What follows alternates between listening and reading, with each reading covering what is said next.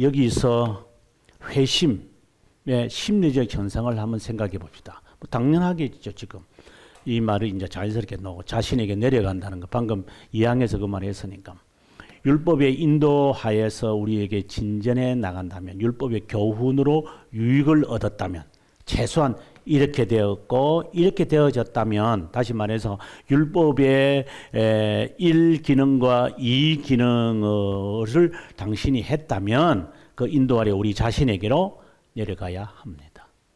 우리 자신에게 관심을 돌려야 합니다. 그 내려가는 과정에서 두 가지 결과를 나타낼 것입니다.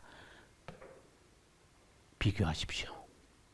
얼마나 멀리 떨어져 있는지 판단하십시오. 칼빈이 이런 말을 하죠. 이제 칼빈이 이제 1권에서 하나님을 찾는 사람, 하나님을 찾고자 하는 사람, 시크라 그러고 우리가 시크라고 해봅시다. 시크들은 먼저 뭘 하느냐? 시크들은 하나님께서 창조하신 창조시의 인간성에 대해서 관심을 가질 거다. 이게 첫 번째인 거예요. 그러면서 창조시에 하나님이 어떤 것을 우리에게 명하셨을까? 창조시의 상태가 인간이 어땠을까? 그 다음에 두 번째, 타락시의 인간의 모습은 어땠을까? 그 이야기가 그대로 여기에 반영되는 거죠. 이거는 거의 같은 말들이에요. 뭐 칼빈이 뭐 다르게 새롭게 말하는 말이 아니라 앞에서 했던 말을 이제 율법이란 주제를 오면은 또 이렇게 같은 내용의 이야기를 이제 조금씩 이제 다른 거죠. 그래 하나의 맥을 딱 갖고 있어야 돼요. 이거 그 말입니다. 멀리 떨어져 있는지 배우십시오. 그 다음에 두 번째에 가보면 두 번째 우리 능력을 고려할 때 율법을 성취하기에 너무나도 연약하기 때문에 그러면 이거 지금 1번과 2번은 또다시 뭐를 지금 말하는 것 같아요? 율법의 첫 번째와 두 번째에 관한 이야기를 지금 하나씩 또 하는 것 같아요. 칼빈이 계속해서 그렇게 하니까 칼빈이 지금. 그 다음에 계속해서 우리 자신의 덕을 불신하고 마음의 걱정과 동요가 반드시 뒤따르게 됩니다. 이거는 회개를 넘어야겠죠. 죽음의 두려움을 느끼게 하시는 하나님의 심판에 관심을 가지지 않고선 양심은 이런 범죄의 짐을 느낄 수 없습니다. 회개 못한다는 거죠. 그래서 이 두 감정, 즉 양심의 가책과 무력함, 율법의 첫 번째 기능과 율법의 두 번째 기능은 겸손과 굴욕을 만들어 영원한 죽음을 예상하여 두려워하게 되고 이 두려움이 바로 하나님을 경외하는 거 아니에요? 경외하게 돼요. 하나님의 자비함만을 정말 귀중한 말을 하신 것 같아요. 하나님의 자비함만을 안전한 복음 자료를 느끼게 한다. 이것은 무엇을 지금 이야기하고 싶어 하느냐면은 바로 중보자 욥이 그렇게 발견하고자 했던 중보자 하나님을 지금 예상할 것이다. 누가 나를 이렇게 구원할까? 거기에 관심을 가질 거다라고 지금 이야기하는 것. 그 이야기의 그 흐름에 지금 있는 것이죠. 그 다음 약속과 유업. 그럼 이걸 무엇을 말하는 것 같아요? 이것은 율법의 세 번째 용법을 지금 이야기하는 거죠. 그러니까 그래서 앞서 제가 말할 때에 율법의 세 가지를 보고 여기에 들어가는 거죠. 12항까지 그 관점을 계속 칼빈이 다른 것을 덧붙이면서 지금 십계명이라는 새로운 주제에서 그 관점을 갖고 와서 다른 것이라기보다 더 얹으면서 의와 양심과 훈련 뭐 이런 관점으로 계속 이제 이걸 발전시켜 나가는 것이 우리가 읽어보면 아마 쉽게 이해가 될 거예요. 자, 봅시다. 하나님의 의를 존경하도록 하기 위해서 우리 심정의 의를 사랑하고 증오하도록 합니다. 이건 다른 말로 한다면은 믿음을 심으신 겁니다. 중성시킨 겁니다. 이 말을로 바꿀 수 있어요.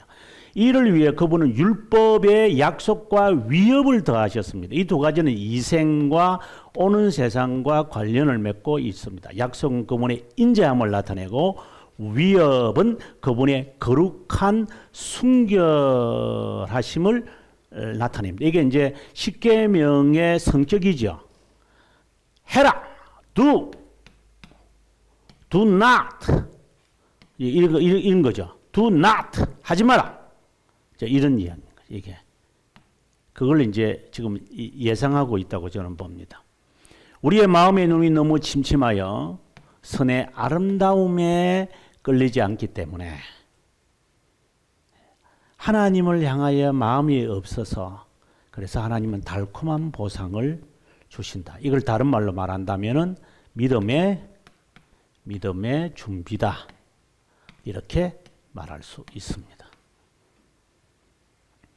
그분을 사랑하도록 부추깁니다. 하나님이 사랑해라고. 그것에 몰두해 있지 마라. 이 말입니다. 하나님이 주시는 그 혜택에 몰두해 있지 마라. 맛 좋다고 계속해서 먹으면 이빨 썩어버린다. 그냥 하나 먹고 그만둬라 이 말이죠. 그분은 덕행에 대한 보상을 보관해 놓으시고 그분의 명령에 복종하는 자는 결국 헛되지 않을 것이라고 선언합니다. 다른 말로 한다면 범죄는 그분 앞에 정오에 찬 것일 뿐만 아니라 이거는 위협을 말하는 거죠. 결코 벌을 피하지 못할 것이라는 것을 선언합니다. 그분이 자신의 위험성을 모욕한 것에 대한 복수자이기 때문에 이제 가로 열고 우리가 이제 중보자라고 하는 개념을 여기 항상 여기에 집어넣어야 되는데 모든 방면으로 우리를 격려하기 위해 현재의 복만이 아니라 나중에 이제 칼빈이 우리가 2권 이제 10장에 가보게 되어지면은 10장에 가보게 되어지면은 구약 성경과 신약 성경의 이제 유사성을 이야기하잖아요. 그때 이야기할 때 요 표현이 그대로 드러납니다. 현재의 복, 그것은 영원한 것을 바라보도록 하는 것이지 현재에 주어진 복에 그냥 좋아가지고 여기가 조사원의 초막새 찍으려고 하지 마라. 이것은 영원한 것을 바라보도록 하는 하나의 안경에 불과한 거다. 이거 가지고 자랑하지 마라. 네 몸뚱아리 자랑하지 말고 가진 것 자랑하지 말고 아는 것 자랑하지 마라. 이 말을 하는 거예요. 젊은 자들이여 노인 앞에 머리를 숙여라. 이제 그런 경건한 말씀들을 자연스럽게 나올 수밖에 없는 거죠. 그래서 그 유행가 가사 속에서도 너 늙어봤냐? 나는 젊어봤단다. 뭐 이러면서 그런 노래 나오는 거죠. 또 다른 말로 하면 네가 개맛을 아냐? 뭐 이라고 이제 이렇게 나오는 건데. 또 이에 완전한 규칙을 주셔서 이거는 이제 십계명을 이제 말하는 거죠. 뜻, 순종, 자신의 뜻을 넣으시고 순종하라는 것이다. 그 외에는 주님께 수용되지 않다. 이것은 다른 말로 한다면 선행을 말하는 거죠. 신앙고백서 15장에 보면 이 선행에 대해서 자세하게 설명하고 있잖아요. 선행이란 율법에 인간이 고안한 것이 아니라 율법에 있는 것. 그래서 하나님의 형상을 따라 살도록 하는 그러한 것만이 선행입니다. 이렇게 말하는데 같은 맥락을 갖고 있다고 봅니다. 그 이유는 인간의 마음이 터무니없이 그분의 호의를 얻고자 이 땅은 예배의 다른 형태를 고안하기 때문에 하지 마라. 왜?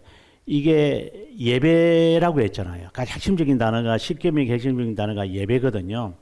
그 예배를 하나님께 예배라고 하는 것이 뭐 이게 형식적인 이 예배를 말하는 게 아니라 하나님께 내가 어떻게 이 경건을 드러낼 것인가 이것인데 인간의 과물을 만들지 말라. 그래 이제 그 대교리 문답에 보면은 대결의 문답이 아니고 신앙고백서 15장을 보게 되어지면은 이따금 이 고안이 도움되기도 해요, 실제로. 그래서 그 영어의 영어의 표현에 보면은 may 이렇게 말해요. may이라고 하는 단어를 쓸 수밖에 없는 게, 하지만 그것에 대해서는 조심해야만 한다. 이 말을 지금 하는 거죠. 모든 시대에 스스로 배교했고 인간은 항상 하나님의 말씀에 인준도 없이 의를 획득하는 어떤 방법을 고안하는데 사람은 혈안이 되어 있다. 항상 그럴 것이다. 그러니까 자기 방법으로 살려고 사람들은 항상 그러시다. 선행이라. 자연스럽게 선행이란 말이 나오죠. 그래서 아까 15장을 이야기 제가 했던 것입니다. 그 다음 페이지에 넘어가도록 하겠습니다.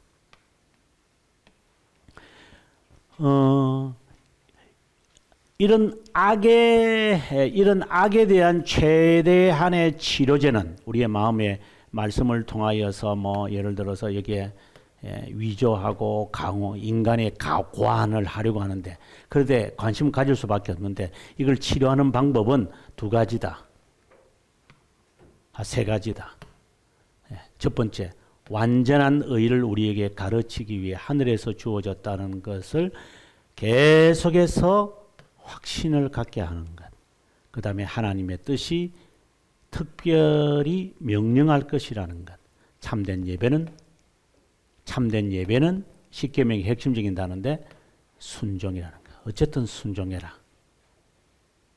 이거는 자기를 부인하는 것의 대표적인 것을 지금 말합니다. 또 다른 말로 말하면 이 순종이라는 말은 또 다른 말로 한다면 이것은 겸손이라는 단어로 바꿀 수 있어요. 겸손. 그래서 겸손한 자에게 은혜를 더하신다는 말이 자연스럽게 나와요. 그분의 호의를 얻기 위해 새로운 형식을 가지고 시도하지 마라. 그건 하나님은 원하시는 것이 아니다. 라고 이야기를 하고 있습니다. 그 다음, 여기에 6항에서 10항의 요 내용은요, 지금 제가 하나 띄우겠지만, 그 대교리 문답에 가보면 이제 99항인데, 그게 보면은 십계명을 해석하는 규칙이 있어. 한번 띄워주세요. 네, 여기 보시면은 이제 99항이잖아요. 조금 더 좀 해서 좀 확대시켜가지고.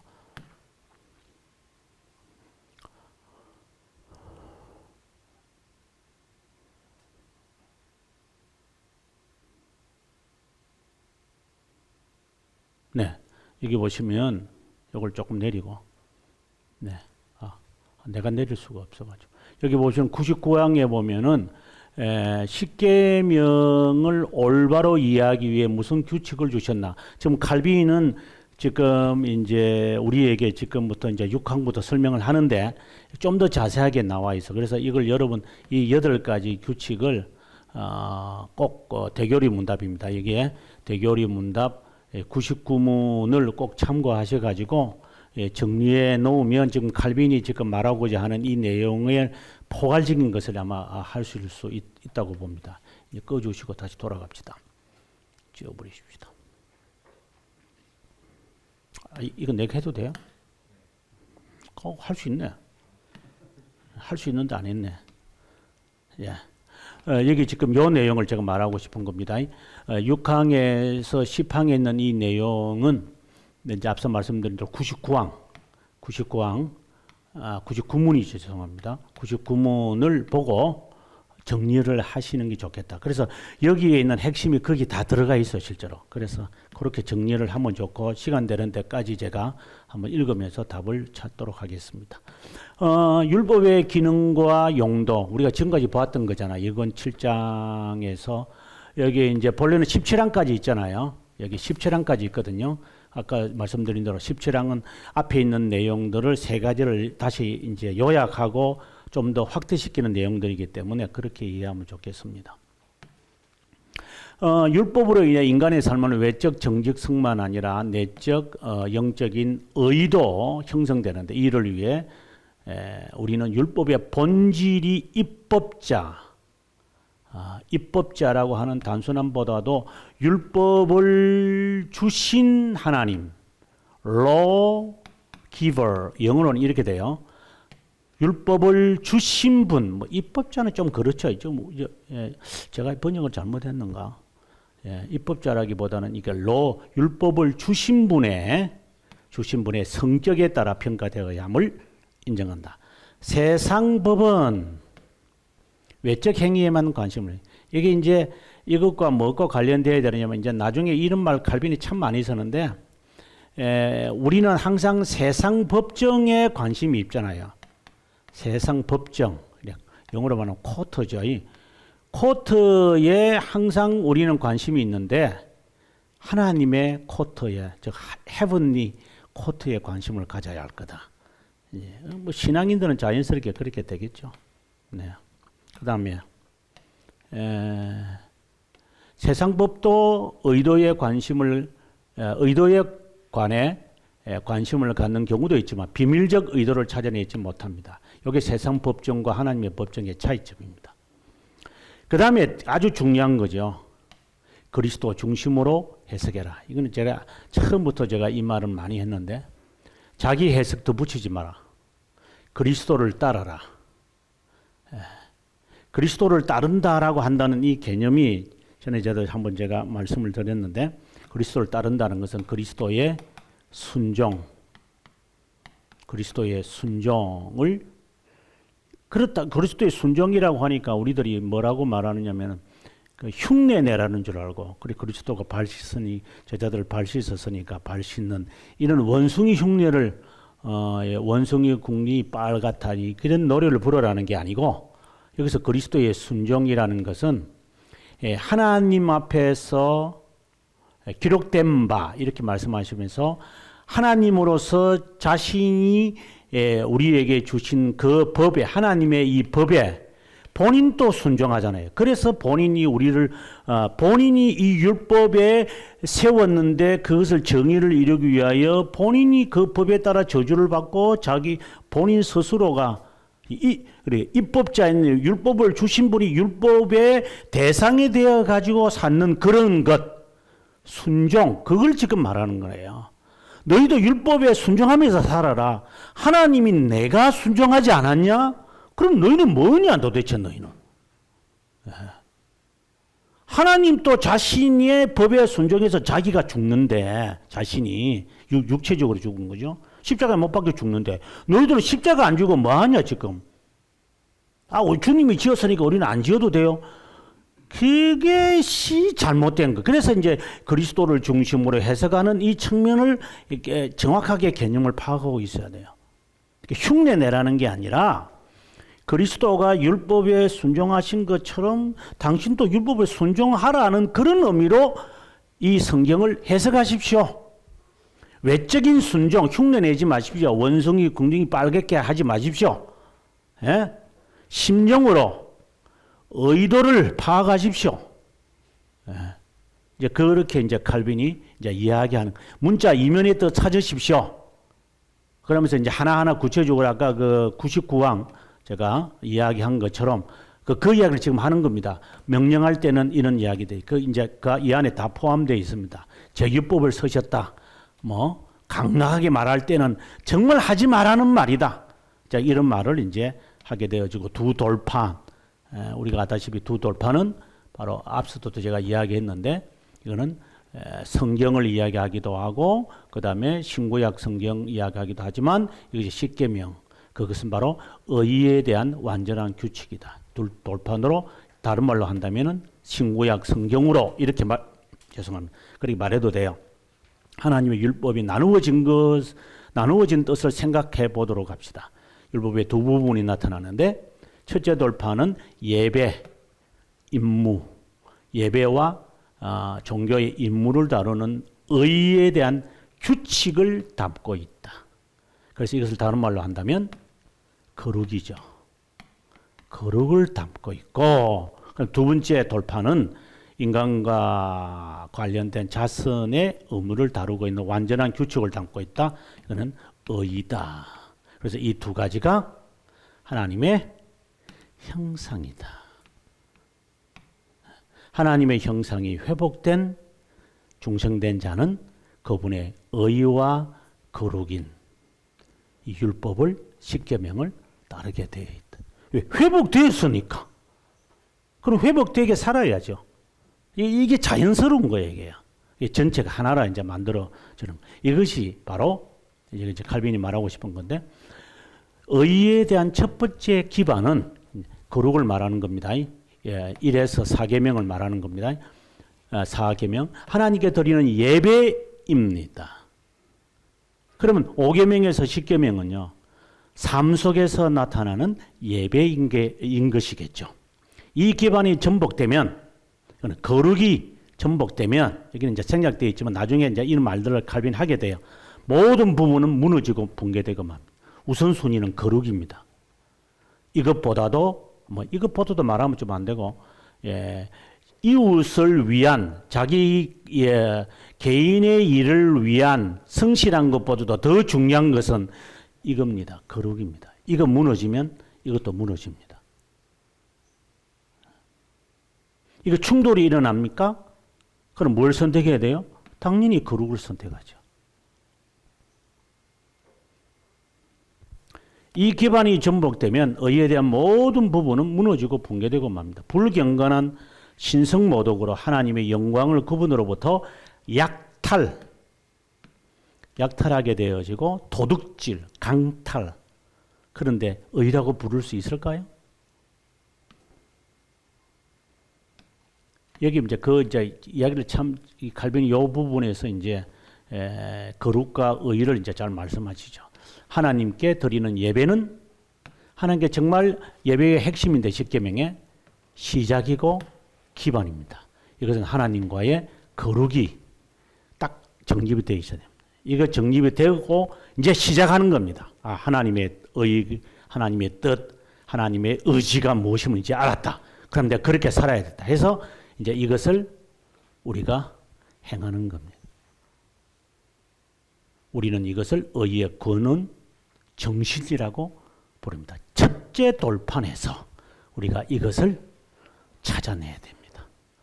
그래서 우리가 하나님에 대한 지식을 자꾸 알려고 하는 게 이것이 전제가 되어야 그 다음에 우리의 그 의를 이루어가는 순종의 의인데 이 하나님의 뜻을 따라 살아가는 이것에 대한 가치 기준이 좌표가 정해지는 것이지 하나님에 대한 지식이 올바르지 않는데 이 세상의 지식이 사회적 기준으로 맞춰서 우리가 앞에서 배웠지만 레신과 같은 사람들은 사회에 성실한 사람이 하나님의 이따위 소리들을 함부로 하고 있는 거죠. 부모 공경하는 것이 하나님이 공경하는 거다. 이런 식의 이제 말들이 만들어지게 돼요. 이제 이게. 그래서 이게 정확한 신앙의 기준이 정립이 안 되면 우리가 앞에서 고린도 교회에서 배웠지만 이런 영주주의자들과 영성주의자들과 이런 소찐이주의와 같은 사람들처럼 살아가게 되는 거예요. 그래서 우리가 조심해야 되는 거죠. 자, 아무튼 다음 시간에는 2권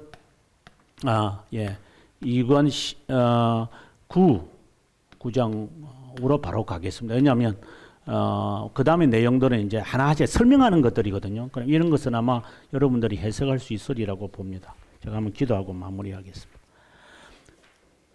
하나님 아버지, 19세기에 유럽의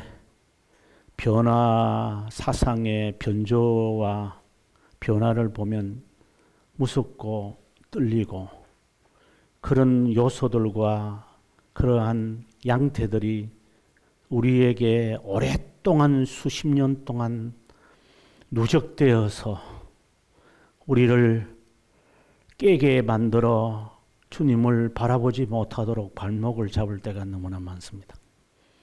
주님, 저희 심정에 믿음을 밝히신 주님, 하나님에 대하여 분명히 알게 하셔서 하나님의 말씀을 올바로 배우고 익혀 우리를 넘어뜨리게 하는 수많은 장애들을 평생을 통하여 하나씩 벗겨내고 잘라내고 지우면서 좁은 문으로 좁은 길로 협착한 길로 걸어가는 십자가 지는 삶이 우리에게 있기를 주님께 간청하옵고 우리를 지금도 사랑하셔서 중보하시는 우리 주 예수 그리스도의 이름으로 기도합니다.